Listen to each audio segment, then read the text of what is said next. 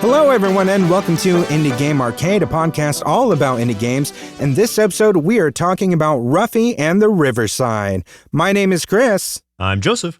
And it's going to be a little bit of a different type of episode today. We did talk about that a little bit towards last week, the end of last week's episode. So this week we have an interview with Patrick from Zockrates Laboratories, who is the main dev behind Ruffy and the Riverside. So we're going to get into that in just a minute, but first let me give you a little bit of that info. So Ruffy and the Riverside is going to be released this year, either end of quarter one, beginning quarter two, developed and published by Zockrates Laboratory. And for a quick description, Ruffy and the Riverside is an action-adventure platformer that combines hand-drawn 2D art with 3D environments.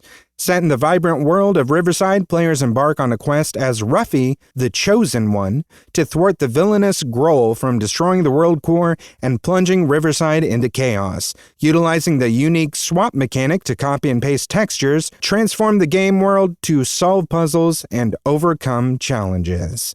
First of all, the big interesting thing of this game is that swap mechanic. It is probably one of the most innovative gameplay mechanics I've seen in a game, especially a platformer, in a very, very long time. Would you agree? Yeah, absolutely. It's got such an interesting feel to it that admittedly took a second for me to get used to, but not so long that it was I don't know what I'm doing. It was just getting the feeling of what can I absorb and what can I then swap that with. It was once you understand that, and then especially once you understand the multi-swapping, that's where it's okay, now I get it. The first thing I ran across was, and maybe your mileage may vary depending on where you go, but it was a waterfall, but it was blocked off by all of these stone bricks. But within that set of bricks was a small wooden box. And so I was okay, I think I need to do something with that box, that wooden box. And so I went up and I tried to break it and stuff. And you can break it because you can do a little punch or something or a slap or whatever it is. And so I broke that and I was okay, well, how do I get up there? But then I realized oh wait, I can transform all of those other bricks too. So then I had to go find, since I had already broken that box, I didn't have anything to use. So I went and I went and I looked at I think a tree or something. And then I absorbed that. I changed all those stone bricks into boxes with the wood and then broke all of them. I was oh my gosh, this is amazing. It's such a cool way that you can really play it. There's some things that you have to do in very specific ways, but aside from that, you can kind of choose your own methods of how you solve these puzzles. And I found that really intriguing. It's so interesting. So to really describe this as basically you get a target with one, if we're talking controller, you target with RB to select a texture somewhere in the world that copies to your character for in almost in a temporary inventory. It's only there for so many seconds. Then you can use right trigger to paste that texture over something else. So you can turn a wooden box into a metal box, or you can turn a waterfall into a big thing of vines. Or there's this one puzzle that I worked out in, I think it was the 3-star door. When you go through there's that little bit of ocean. There's those stacks of those, they look like circular stones. And I couldn't figure out how to get up there and get the star that was up there. But I figured out turning a few of those to wood and then turning the ocean to lava burned some of those so that they sank down. And then I was able to, platform up there. And just it's things like that are so clever. It's mind boggling. And in this game too, there's tons of stuff to collect. There's letters, there's butterflies, there's these fuzzy little dudes. There's so many things. I don't know, did you do the hay ball mini game thing? So I didn't go into any of the levels at all. Okay. I was outside the entire time and still occupied. I would think I played for about an hour and a half, just outside of the levels, going around the town, solving all the puzzles around there that I could.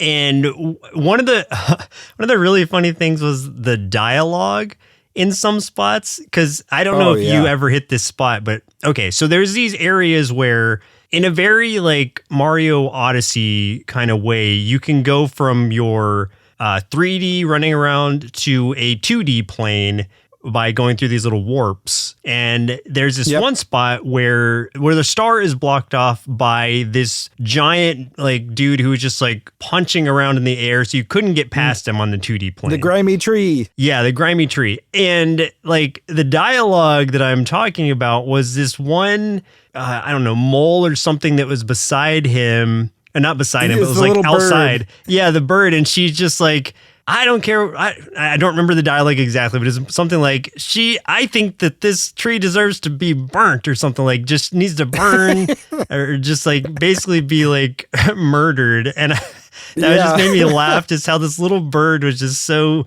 viciously against this evil tree. And the reason I even brought that up is because you mentioned the lava. And the way to get past that tree was turn the water that is sitting on this 2D plane into lava, which will then burn the tree down. So you get those little clues, like the bird essentially was the clue of like, oh, I need to burn this tree because this bird hates it. And that is how you got the star. And so I just found the dialogue very comical in that sense, but also informative, which is, of course, you know, how you would progress in something like this. There's also little puzzles you run across, like riddles, There's rather. So many. That was like the one I ran across was like something about there's 8 strangers who all wanted to look the same except for one of them didn't want to. And it's like, okay, interesting. How do I solve this? And the only thing you could do is like change these 8 tiles into the like different shapes. And so it's like, okay, trying to work your way around things like that, I just thought was really interesting. And the fact that there's just all these different ways to go about getting these stars. And it sounds like, you know, obviously so many more mini game types that I didn't even get to experience. And of course, like you didn't even get to experience because we only played the demo aspect of it. And it's very clearly marked too, where you're not able to go. It's like there's like a big circle around the area I was in. It's like demo, and like you could see through it, but you could not go past it. So it's like, okay, well, all right, I know where my cutoff is. But even then, like I think you said you can still get up to 16 stars or something in the demo alone. 13 was the max that I got. Okay. And I'm not sure if you can get beyond that. Okay, I only got 6 of them in the time that I was playing, but I still was like actively doing something the entire time. So I think the demo is very sufficient to give you a good idea of whether or not you're going to like this game. And I'd be surprised if you didn't, if you were a fan of anything like Banjo-Kazooie or even the Paper Mario games just visually. There was actually, did you run across a little cave that had like the hidden... thing that was like Banjo was here. Yeah. Yeah, exactly. I do ask Patrick about that in the interview as well. Oh, nice. So he definitely had some things to say about it, which is great. That's cool. It's very obvious there was some big influence on that. And, you know, let's get into that interview too. Let's go ahead and here you go. Here is Patrick from Zockrates Labs, the creator and developer of Ruffy and the Riverside. Power up! First of all, just thank you so much, Patrick, for joining me. I'm really excited to talk about Ruffy and the Riverside. Hey, Chris. Thanks for having me. Really nice to have met you and to now be your host, to your guest, I should say. Hey, you can, if you want to join and guest host at some point, you totally can. That'd be totally fine. If I find the time, you see, that's the precious resource right now. There's so many things going on, and but that would be lovely. Yeah, I totally understand. So I wanted to bring you on specifically to talk about the game that's coming up. I'm very excited for it. I've played the demo twice now, and then also going to ask a little bit about the development of the game as well and sort of what that journey was like. So, Patrick, you are the forefront of Zockrates Laboratories. Can you tell me a little bit, sort of like what kind of started you down the path to game development? Yeah, sure. I mean, we started doing video game art long before we even decided to do a game. We were just a bunch of guys that made video game paintings, video game sculptures, like little robots. Then I did a lot of animations, like filming me playing basketball and then having overlays with Mario coins, and then it looks like I was collecting Mario coins during playing basketball and stuff. So that's how we started with, like, we really adore video games, and that's why we made video game art, because we thought this is a topic that doesn't appear in arts, but it's so worth, and it's such a cosmos, we have to explore it.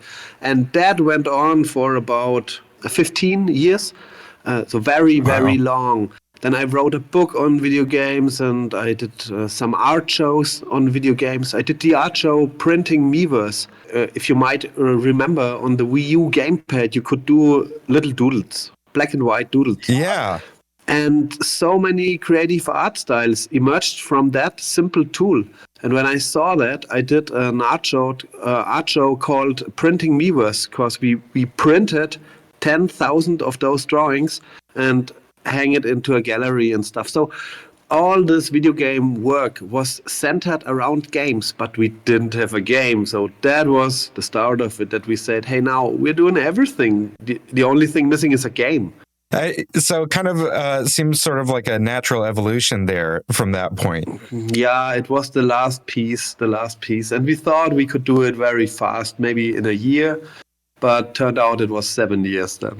Funny how time kind of flies like that, huh? Mm-hmm. Yeah, I mean, the game expanded a lot. First it was a walking simulator. You just were walking alongside a riverside. What's the name was, Riverside.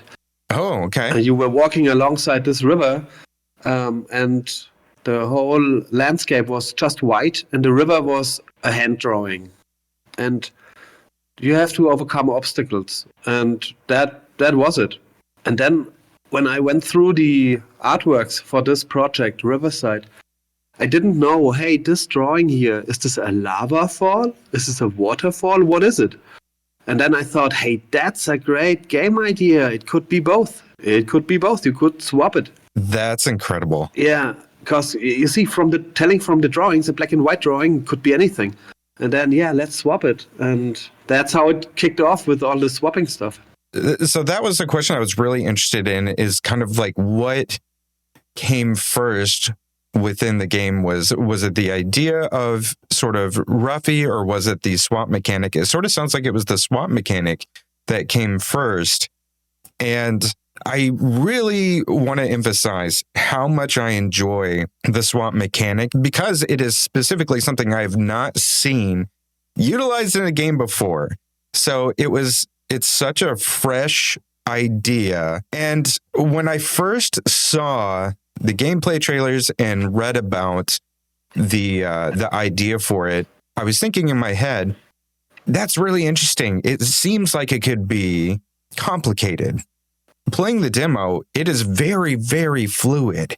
I kind of wonder, like, how many iterations of this mechanic did it take to kind of get things just right? Oh, Chris, a lot. I mean, I can tell you how we started. It was, you had a wand in your hand, your first person walking simulator with that wand. And then you could scan all kind of textures, and they went into an inventory. You could apply it going through your inventory and then apply it. And it was very slow because you always had that inventory. That was the first problem. And the second problem was, you had a ton of textures, so you didn't know which one applies now.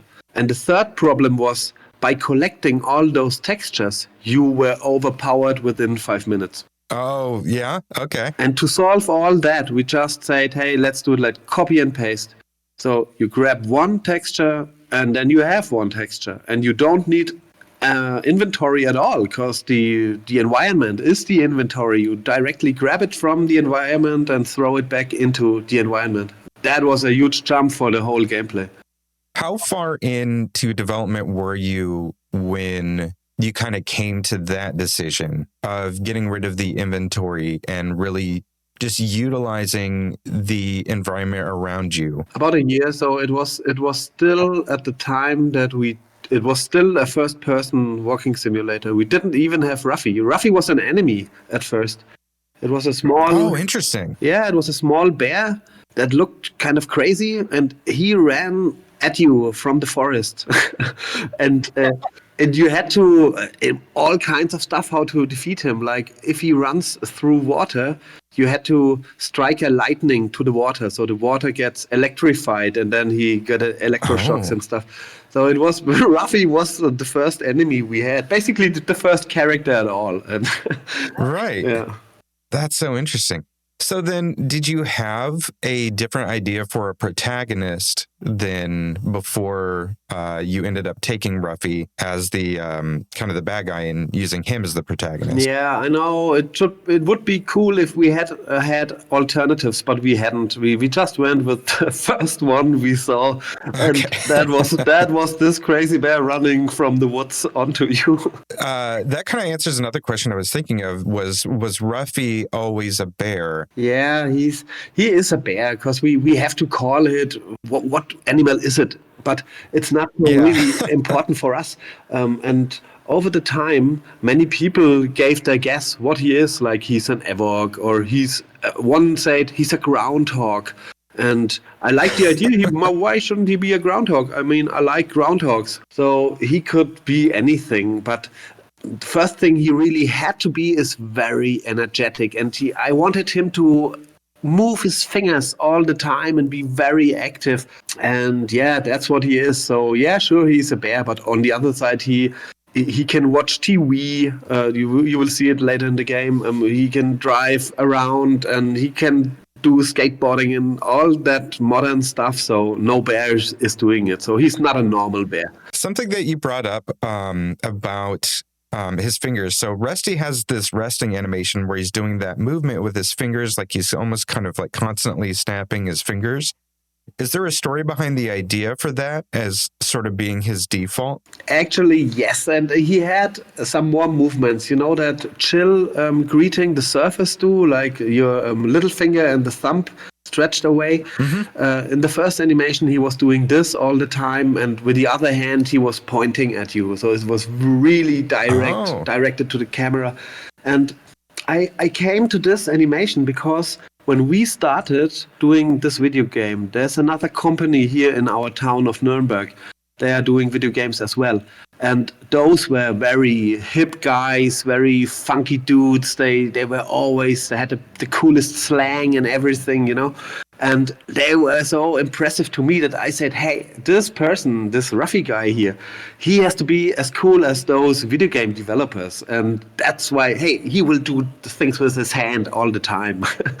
So it's basically, another indie game company inspired us to make Ruffy move that in this very funky way. I love that.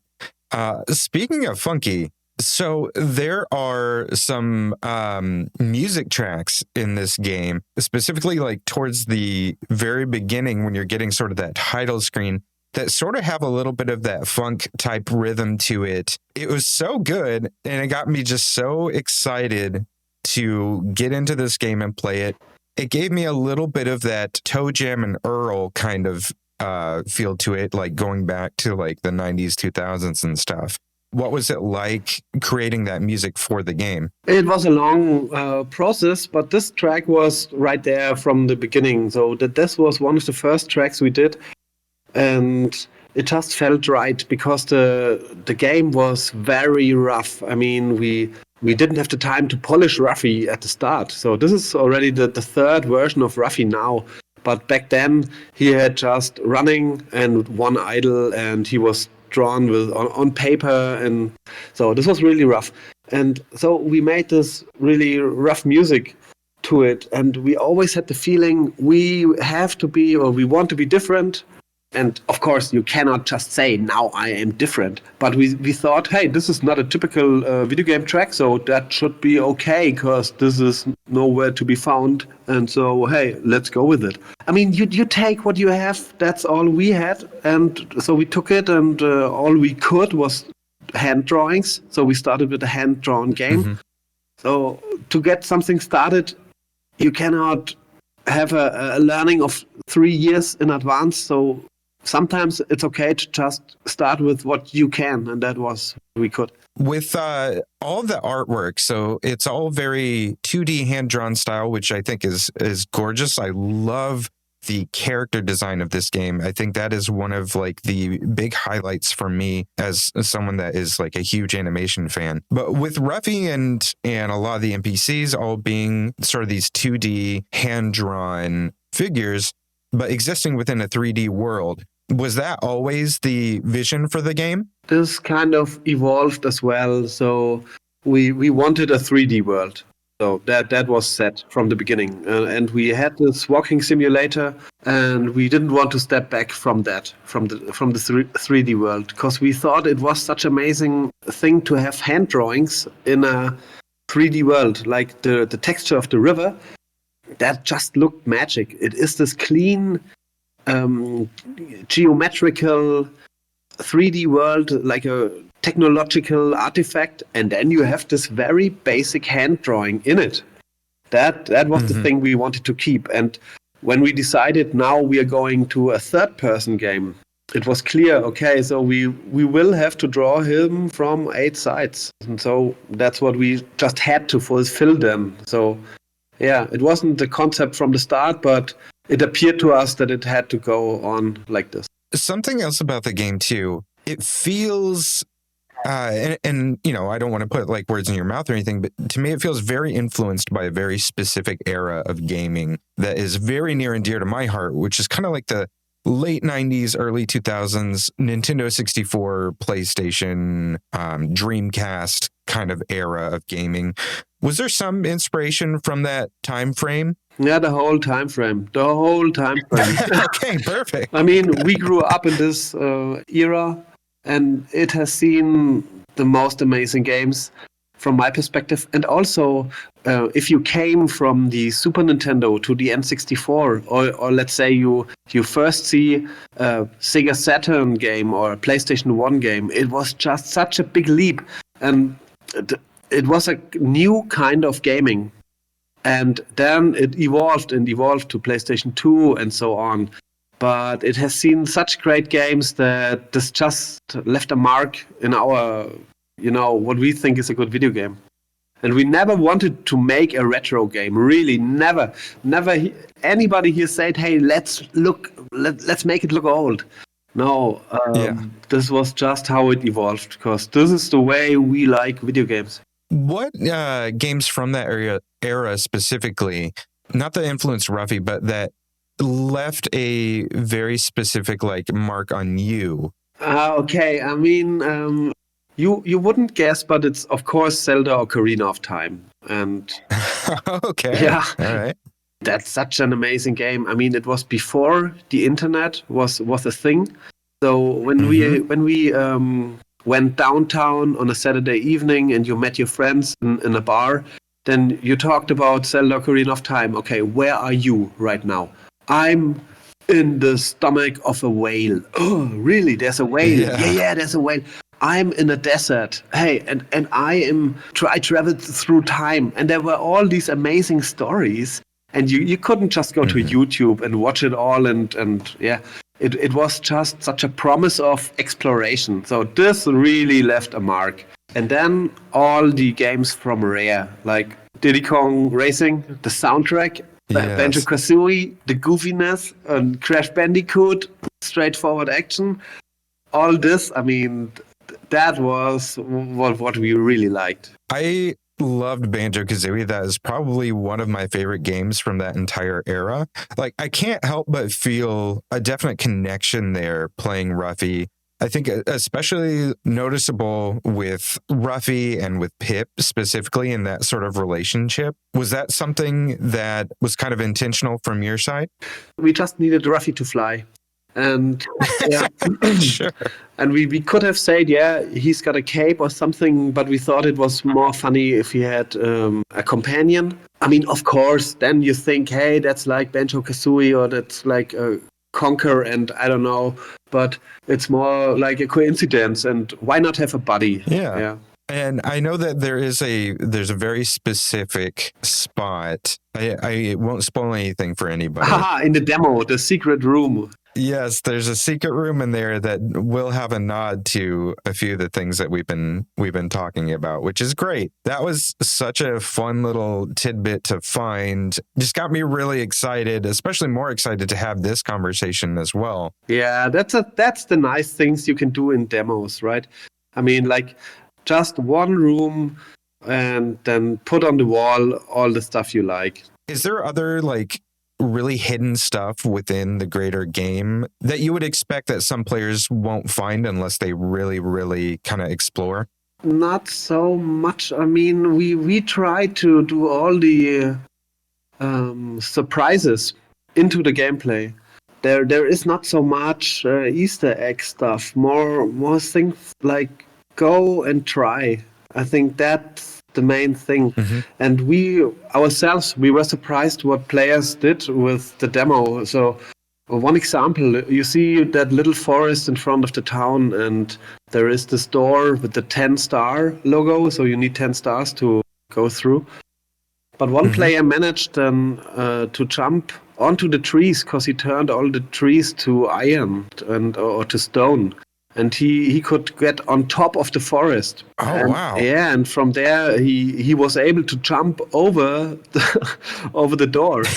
And of course, because you want your game to run at high frame rates, he could jump over the door, but there was nothing because it only gets switched on, and yeah, that we fixed it now. So unfortunately, you guys listening to me now, you cannot do it again, but that's what people did. And many situations where we thought, we planned it completely different, but this is a way to solve it. So that was really nice for us to see, because it showed us that you can use the swap in the way you want, and that's a good thing. I imagine because of the nature of the swap mechanic that when doing testing and everything for the game, that you probably ran into a lot of surprises. Yeah, it were surprises, but it was always a tension between how far do we want the swap to go? How much freedom can we allow before breaking the game or before breaking the challenges? Like, people always ask, why can I not transform everything to everything? The reason is it would crush the world, it would delete all the challenges, it would look ugly.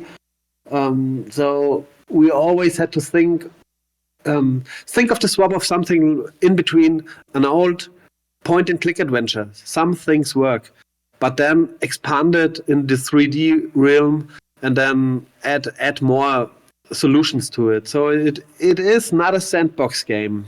That's for sure. There's a lot that you can do in this game. So in addition to lots of exploration and puzzle solving and collecting and platforming and mini games, there's so much. Was there anything that didn't make it into the game? A lot. I mean, you are producing so much stuff, and we didn't have a storyline for a very long time, because I always said, let's start with the really good things and then we make sure we connect them. But first of all, I want to have a variety for the swap, because of course we want the swap to be used in many occasions. And so we were looking for how can we make use of the swap. And then afterwards we said, now let's put it into a storyline.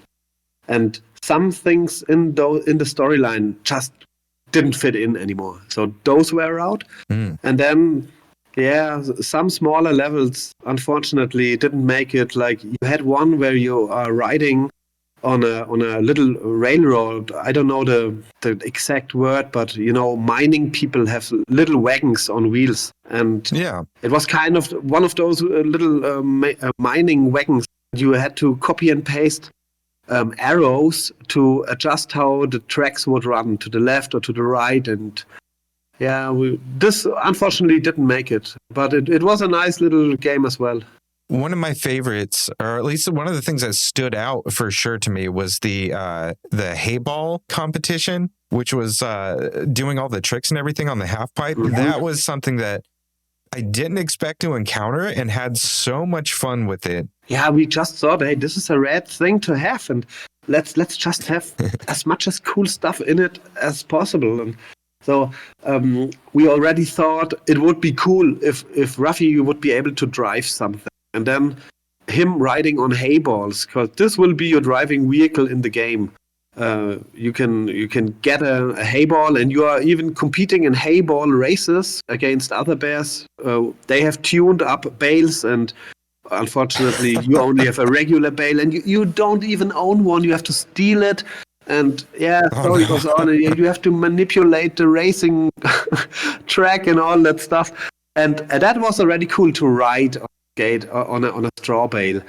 And then we said, hey, while riding, let's make him jump, let's make him do tricks. Hey, we can do even a half pipe contest, him riding on his hay ball. And that's how we ended up with skateboard stuff. Skateboarding games and things like that, was that something that you were drawn to? Yeah, sure. I mean, Tony Hawk 1 and 2. Yeah. Not sure if I played the third edition, but yeah, of course, yeah, all the time. I mean, that was the heyday of the skateboarding, when it finally looked great and wasn't a simulation, but an arcade game. So speaking of that and influences, inspiration into your game, are there any like personal or other inspirations or stuff that are represented in the game, whether it's like, I don't know, nods to certain characters or people in your life? A lot. I mean, that's what I said in the beginning. You grab what you have. Anytime I have free time, I do anything, and I see something that is interesting, then I automatically reflect if it would be a cool thing to have in the game. So, I mean, the most obvious thing is my son is called Raphael, but we only call him Ruffy. So, but this. Oh, okay. This was a coincidence. I mean, Ruffy is written completely different than Raphael.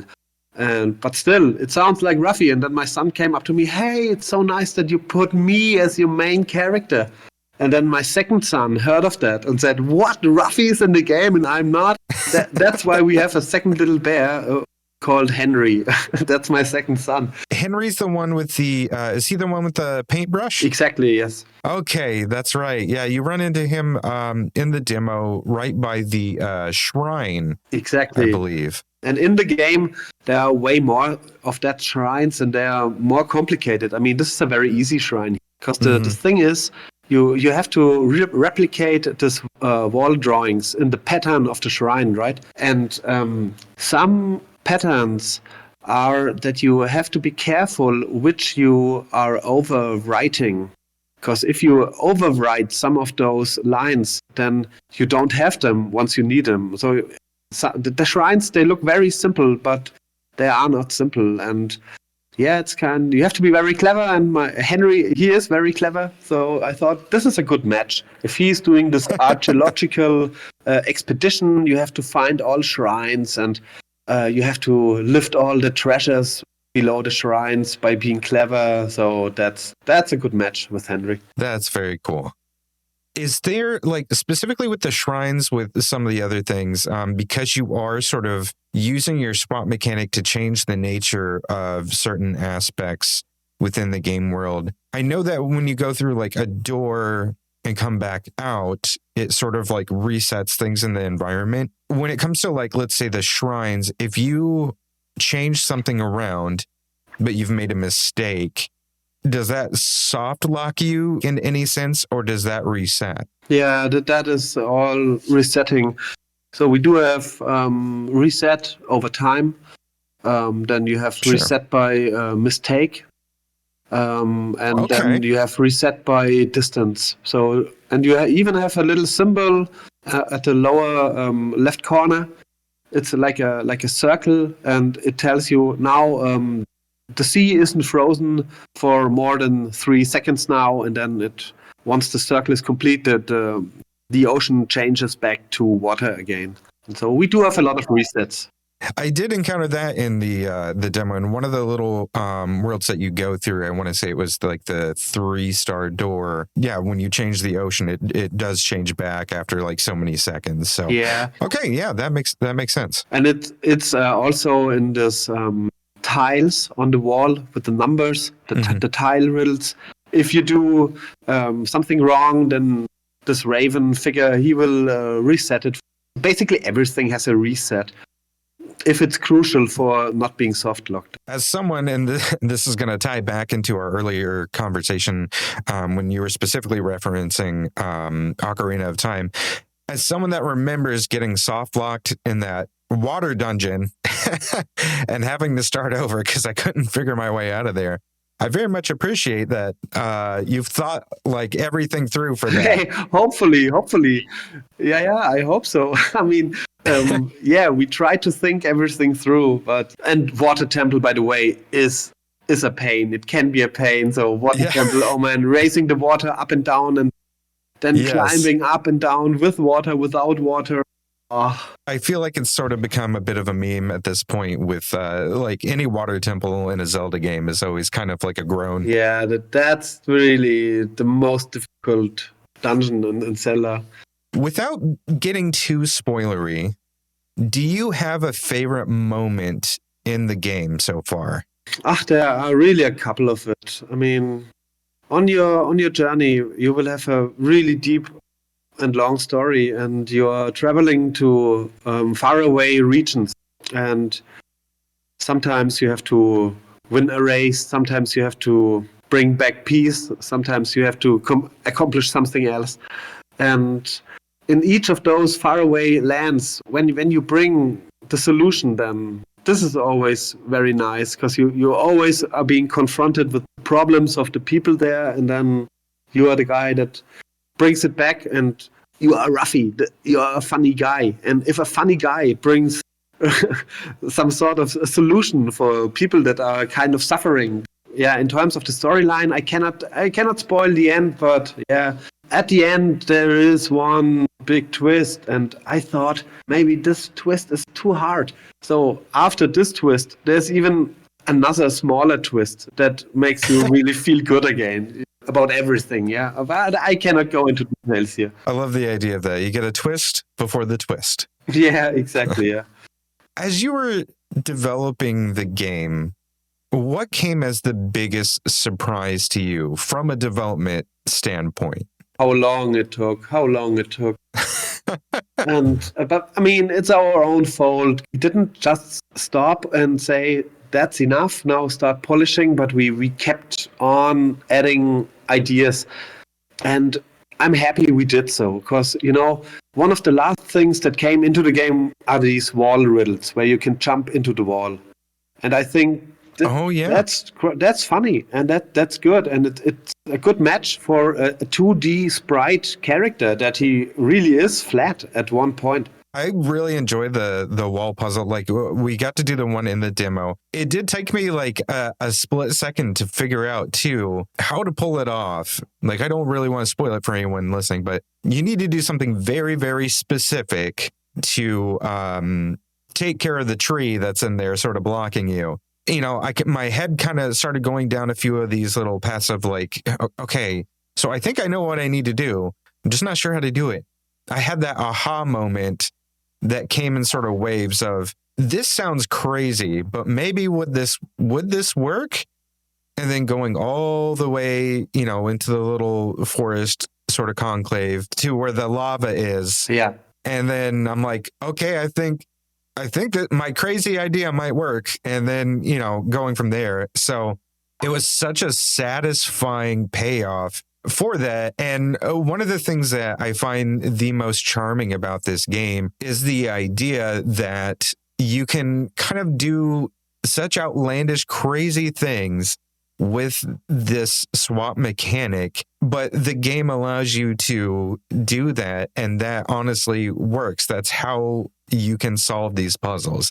And it just gives you such a unique and just sense of satisfaction and joy when it works out. Yeah, this was really the idea behind getting many use cases for the swap, and then even try to connect them. And the wall puzzle is for sure the most difficult puzzle in the demo. But we wanted to show, hey, sometimes you do need an agenda, and then use the swap, go step by step, and in the end, you will have everything you need by swapping stuff. So many people ask how do I get in the wall and how to solve the wall and stuff. So we put a lot of characters next to the wall, and they kind of give you hints. But still, you have to read it. You have to make the combination. And so when I'm watching the streams of Ruffy and the Riverside demo, I often see people run around and they do not talk to the characters. And then it's really hard if you not talk to the characters. Yeah, I wouldn't have come up with the plan that I did come up with, I think, unless I had talked to the little bird and then the that big fish guy that's hanging out off to the side. I think that was actually where I finally came up with the idea. So I was like, okay, I think this is what I need to do. It feels like a stretch, but maybe this will work. And that is exactly what I needed to do. And yeah, the payoff was great. I think it's a really good sign that even those swapping puzzles where you have only one solution are fun. Because this was our biggest concern, that people would think, hey, this is completely sandbox. I can do anything. But sometimes you have to do very specific things, but in a certain order. And I think for myself, at least that's my hope, that it is rewarding if you have the goal and you know, hey, there are maybe 4 or 5 steps. Let's see if I really go through all those steps. And when it then turns out to be the correct order, I hope that this is entertaining. I think you nailed it, honestly. Yeah. And, and obviously that's my, own humble opinion, but I really think that the puzzle solving that is kind of very much in connection with the idea of exploration, and not exploration just in the sense of exploring the world, but exploring different ways and different ideas to try to solve these puzzles using that swap mechanic. I think you married those concepts in a very, very good and very thought-provoking and unique way that does create this extreme joy, this little dopamine hit every time it comes off. So in my experience, each time it was a lot of fun. That's great to hear, Chris. So that's really nice you say so. One of the things that I know was hinted at towards the end of the demo, but you don't fully encounter, I believe, is the idea of the dreamstones. Is that something that you can speak to? Yeah, of course. I mean, in the game, there are quite a number of collectibles. One of them are the so-called dreamstones. And I mean, it's safe to say that you need it for a quest, but I can already say that you will be able to do something with those dreamstones that will really change the total look of the game. So I'm not sure if I can. I mean, why shouldn't I say it here? You will be able to draw your own textures, and then you can use those in the game. Like you get a dreamstone for, let's say, water, and then you can draw your own water, and then you can set a check mark and say, hey, use my water instead of the original water, and then you will have your own water. That is so interesting. I think I remember in the start menu, there is like a little a drawing space. Yeah, so like a little easel and stuff. So you were literally creating the texture? Yes, you have a drawing board, yes, and you can do some pixel art there. You have, I think, 3 resolution from very pixel style up to, I think, 1,000 pixels. And you can draw like the guys did in Miiverse. So Miiverse inspired me kind of to this pixel style drawing mode, and then you can draw your own pixel textures. That's so interesting how it's sort of all kind of connected in that way, sort of come full circle from the idea of you starting with all these like images and creations in Miiverse, like you were talking about towards the beginning of our discussion. Now that you've built your game, you've kind of come full circle and created a way for players to make their own art within your game, just like you did back then. Yeah, and totally true, Chris. I don't know if this is boring or not, but there is a saying in fine arts, like the hand drawing is the shortest connection between an idea and reality. And I thought this is especially true for Ruffy. I mean, you have an idea, you have all those hand drawings around you, and you can grab one texture or a hand drawing, throw it somewhere else just because you have the idea, and then it turns the new reality. And yeah, the icing on the cake, I know this is only for some, this drawing mode, but to throw your own textures is even better. Maybe some enjoy it. I don't think many will, or everybody will say, no, yeah, I will draw my own texture. So you can still complete the quest as a sheer collectible, but you have the possibility to draw your own. During your time, these past 7 years that you've been developing the game, kind of seeing the evolution from what was originally kind of a walking sim of walking along this river to now we've got this adorable bear character going on this grand adventure. What did you learn about yourself during this time? If you want an honest answer, then how much stress I can take. But yeah, that's a learning. So it was a 7-year learning curve. We still keep learning. So this is not your usual 9-to-5 job where you go and then you do the stuff that you can, because there's always a problem. There's always unsolved questions, and running a company adds up to it. But alone to game development, this is just learning every day, and surprised I could do it. Well, you did a fantastic job. Thank you, Chris. I mean, I'm happy how the game turned out. If you had asked me at the beginning, or even 2 years ago, then I would never had guessed that it would turn out like it is. But on the other hand, as much stress as it is, I feel a bit sorry that this is over now, because working on a game, you have always this open space of possibilities in front of you, and then someday you have to finish it, and then it is what it is. And developing it's always open. You always can do something more, something better. Well, with that in mind, do you have any plans at this time beyond this first game, whether that's a sequel to Ruffy or if it's something else? Probably yes, because we have so much stuff now that we have learned. So many ideas left that we want to do. And of course, we can build up on so much. I mean, it's thousands of textures. And of course, a sequel will have new textures, new riddles, new characters and stuff, a new storyline. But you can also build up on it. Even if we take the same, if we wanted to be just the same size, it wouldn't take us 7 years, because maybe half of it. So yeah, I do not want to start from scratch again. So if we do another game, it will be Ruffy 2. Sure. Never again starting at zero. So last question I'm going to ask you, and this is for everyone listening. Do you have any advice that you would give to any other indie developers based on everything that you've learned over the past 7 years? Yeah, I wish I could give a very good tip that applies to everyone, but I can just rely on what I learned.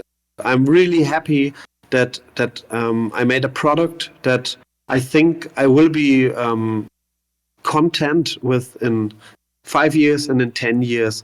So look, you have always to project, will I be looking back at it and be happy with it? So I think this is very important, because you never know if the audience will like it. You never know if it will get in money or not. But if you make sure that you yourself can look back at it with a good feeling, I think, to me, this is very important.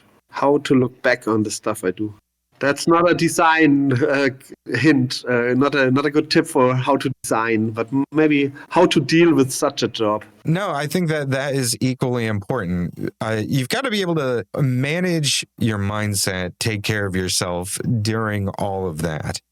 I think that's just as equally important especially like in an age where burnout, I feel, is so easy to come by with how on the go, how quick everything moves these days. That's the same in art. You can make a really good picture and nobody will buy it, but you still have this picture that you like.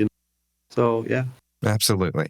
Well, Patrick, thank you so much for joining me and answering all my questions. It was so much fun to have you on here and get to pick your brain about Ruffy and the Riverside. Hey, Chris, thanks to you that you had me here and that I could share some anecdotes and some thoughts on our game. Really appreciate it. Thank you. So everyone, the demo is available right now. So go and check that out, and it will be releasing sometime this year on PC and console. And I'm very, very excited. This has been one of the best demos I have played in a very, very long time. And it is really just bringing me back to all the games I loved from childhood. In the feel and the vibe, the gameplay is all so solid, so innovative, and just so new and refreshing. Wishlist it. This thing is coming, and it is fantastic. Get ready! All right, we are back. And again, just a huge thank you to Patrick from Zockrates Laboratories for doing that interview with me. We had a really great time. It was a really great conversation, and just really, really appreciative that he gave us the time of day to do this for our podcast. So with all of that said, I want to ask you specifically, Joseph, because to me, this game evokes so much about this era of games that I love so much. I talked about it a little bit in the interview, and it's games like, and you mentioned it earlier too, like games like Banjo-Kazooie, also Paper Mario, Mario 64, stuff like that, it almost feels like this is such an amalgamation of all of the things that made those games great from that era, somehow thrown into one game, but still completely unique in its own way with this completely new, innovative style. I just want to know, like, how do you feel about this game overall? Yeah, I think you put it really well by calling it an amalgamation of a lot of the things that we loved from our childhood mainly, but also like just the style of the 3D platformer that really Mario 64 kind of started the path of.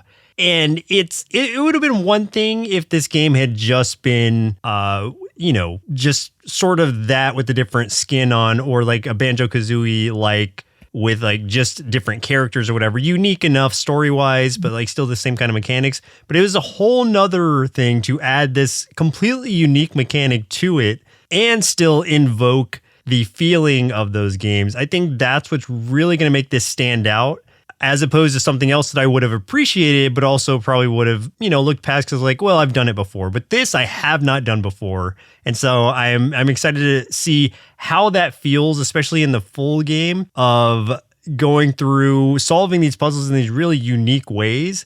And just experiencing this world that is real. I was, even as I was just playing the demo of it, appreciating how vibrant it was and just how unique it felt. And even the look of the characters, having that sticker-esque quality to them is really nice. That's why when I say Paper Mario, that's what I mean, is like that kind of visual feel to it is definitely that.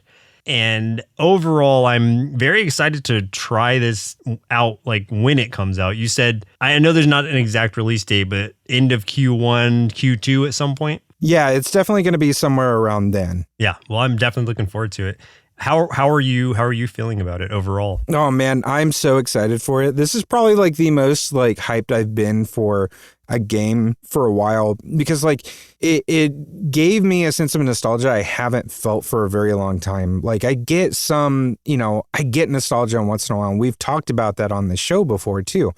But it's just like, this was almost like just a direct line to 10, 11-year-old Chris and that time frame of like that excitement around when like the N64 came out and everything, and just how new and how energetic and how fun everything felt. That's what this game feels like. It feels super fun and new and energetic, and it just has so much charm. So I'm very, very excited for this. It's going to release not only on Steam, but it's going to have a console release too for the majority of major consoles. So I'm really, really excited, not only to play this, but I'm really excited for Patrick and his team to see, how this takes off and to see how, what they do next. He talked a little bit about in the interview.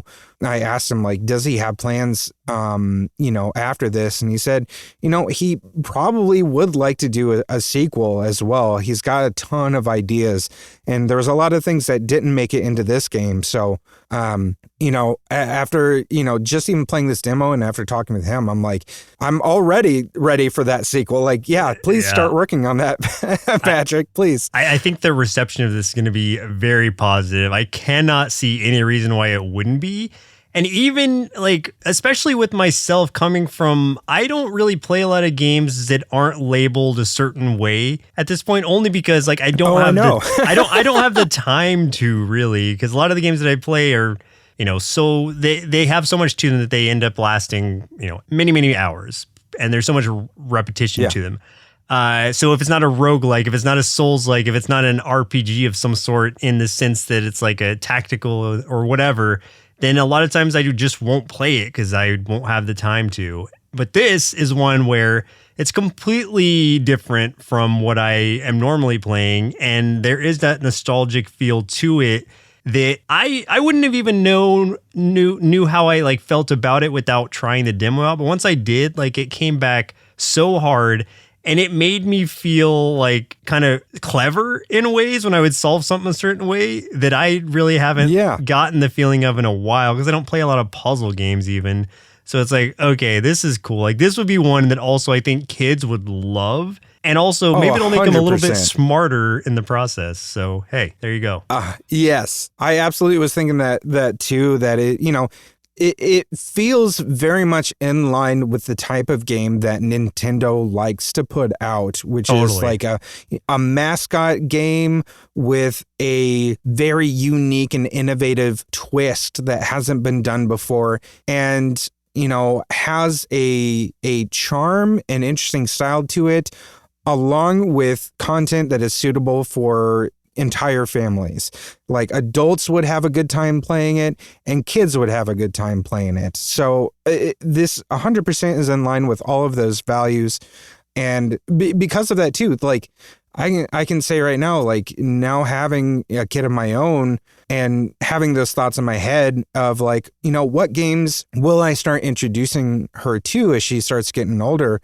Like, I could see this one being, a game that in a few years, obviously I'm going to start on some of the classics, like, here's some cool Mario games and stuff, but like, this will be up there. It'll be like, this is a game I think we could play together and she would have a really fun time.